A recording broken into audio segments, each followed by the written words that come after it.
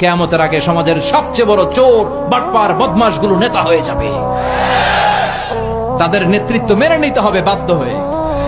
ভয়ে লোকজন তাদেরকে সালাম দিবে, অন্তরে তাদের জন্য কোনো ভালোবাসা খুঁজে পাওয়া যাবে না। প্রতিটা কথা বিশ্বনবী কেমন যেন বাংলাদেশ দেখে দেখে বলছেন। চিল্লা এখন ঠিক কিনা? আমানাত ওয়াল্লাযীনা হুম লিআমানাতিহিম ওয়া আহদিহিম রাউন।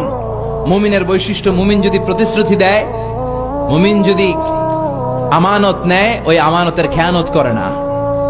আমানত এটা একটা ব্রড বিষয়। আল্লাহ আমাকে সম্পদ দিয়েছে, এই সম্পদ আমার কাছে আমানত। আল্লাহ আমার ব্যক্তিত্ব দিয়েছে, এই ব্যক্তিত্ব আমার আমানত। আল্লাহ আমাকে ছেলে মেয়ে দিয়েছে, এটা আমার কাছে আমানত। আমার স্ত্রী আমার কাছে আমানত। যিনি মসজিদের ইমাম, পুরো মসজিদটা আপনার কাছে আমানত। যিনি হাই স্কুলের হেডমাস্টার, আপনার পুরো প্রাইমারি স্কুল, আপনার হাই স্কুল আপনার কাছে আমানত।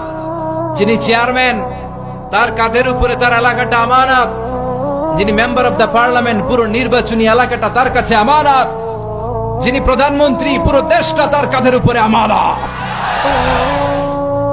যার দায়িত্ব যত বড় তার আমানত, আমানতের খেয়ানত করে, এটা মুনাফিকের লক্ষণ। কথা বলেন।